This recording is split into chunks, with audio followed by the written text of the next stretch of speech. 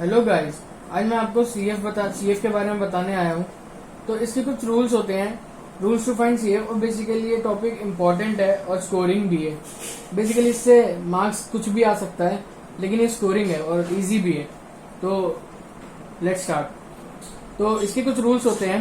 तो पहला रूल है, if the roots are real and distinct. अगर रूट्स हमारे रियल हैं और डिस्टिंक्ट हैं तो हम सीएफ कैसे निकालेंगे? तो हम सीएफ निकालेंगे, CF is equal to C1 e की power m1x plus C2 e की power m2x plus dot dot dot dot plus Cn e की पावर mnx। दूसरा रूल हमारा क्या कहता है? दूसरा रूल हमारा कहता है कि if the roots are repeated. अगर रूट्स हमारे रिपीटेड हैं और इक्वल वैल्यूड हैं and have equal value of m and remaining roots are real and distinct.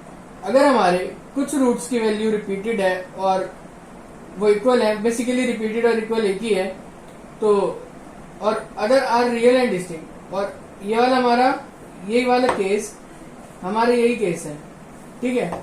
तो हम स्टार्ट करते हैं। तो इसका सीएफ हम कैसे लिखेंगे? CF is equals to C1 plus x C2 plus x square C3 plus x cube C4 bracket 1 e की power mx plus C5 e की power m5x plus C6 e की पावर m6x e की power m6x।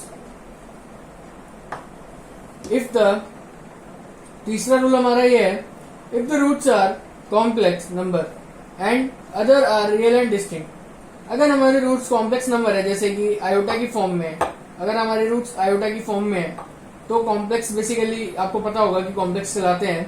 तो जैसे मैंने लिया example, f1 is equals to alpha plus minus iota beta m2 and m3। ये हमारे पहले वाले केस के हैं, ये हमारा थर्ड केस है, ये एस्टिस आ जाएगा।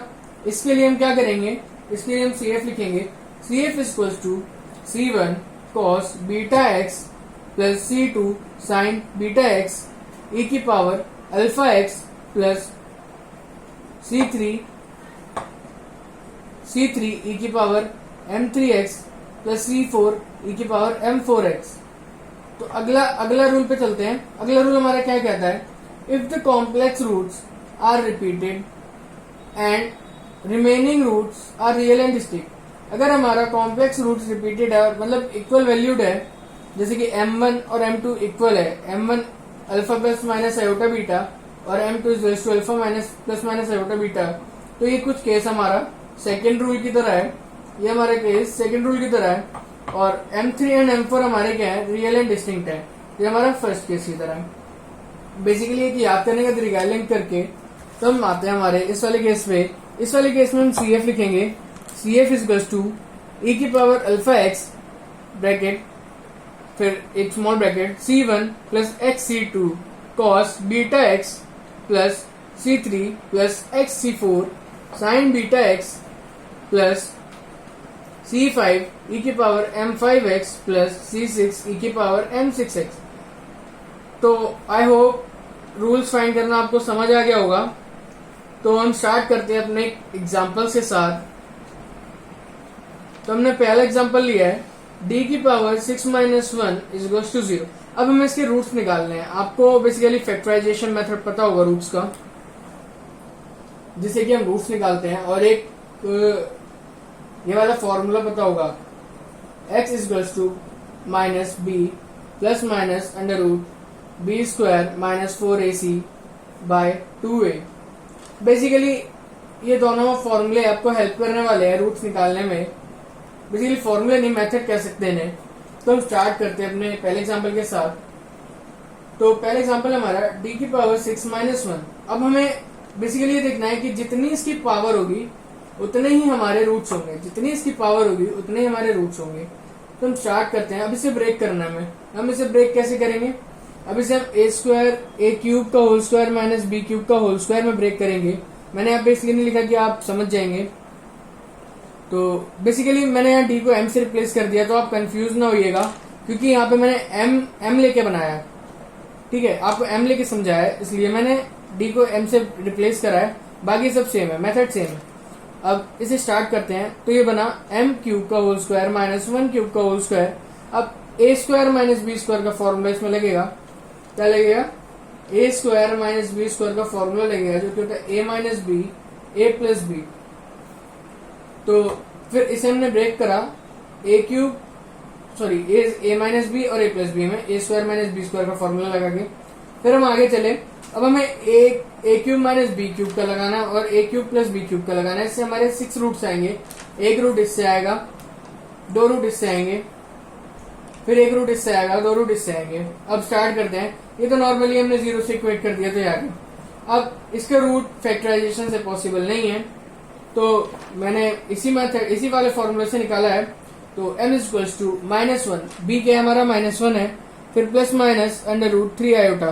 3 आयोटा कैसे आया, बी स्क्वायर माइनस 4ac फॉर्मूले में है, तो बी स्क्वायर हमारे कितना है, बी स्क्वायर हमारा 1 है, बी स्क्वायर हमारा 1 है और माइनस 4 कितना हमारा 1 है, वो सॉरी 4 है और a का कोफिशिएंट कितना हमारा 1 है और c भी 1 है, तो बी स्क्वायर माइनस 4ac मतलब 1 माइनस 4, तो 3 आ गया। अब माइनस का 3 आया, तो माइनस जैसा कि आप लोग जानते होंगे माइनस को हटाने के लिए हम क्या लगाते हैं, आयोटा लगाते हैं रूट के अंदर अगर होता है, तो वैसे मैंने किया है।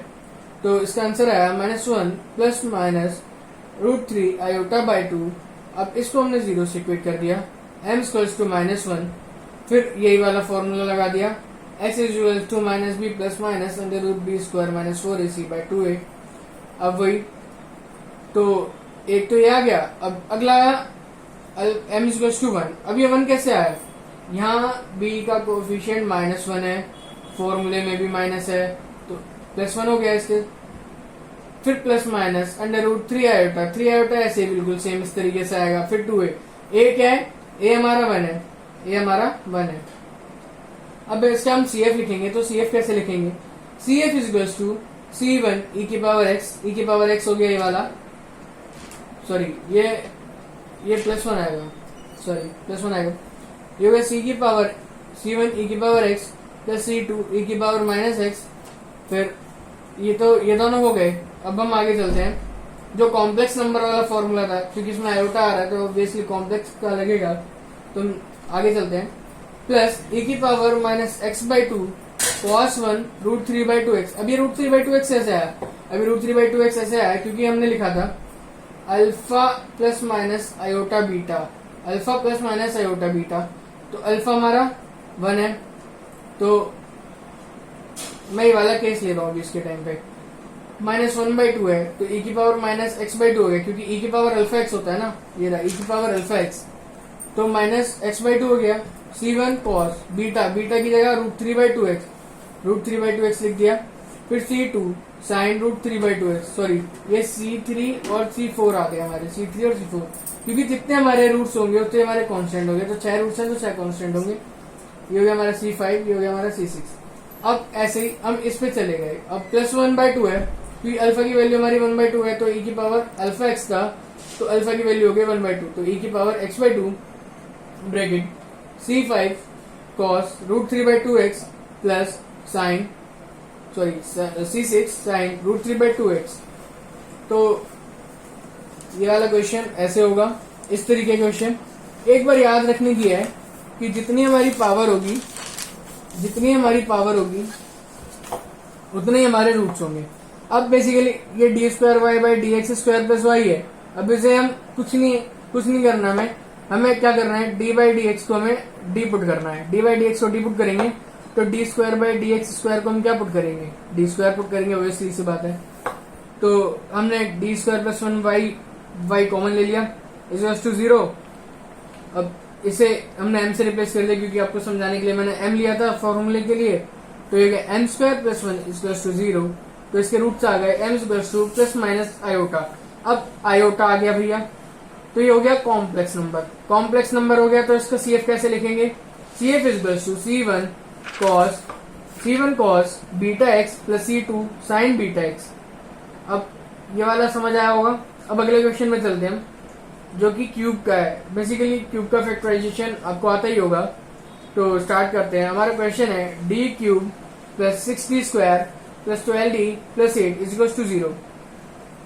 तो d क्यूब को हमने m क्यूब लिख दिया, d² को हमने m² लिख दिया, बेसिकली d को हमने m से रिप्लेस कर दिया। अब इसका जो हमने फैक्टराइज करा, इसका हमने जब फैक्टराइज करा तो आया हमारे पास m+2 का होल क्यूब।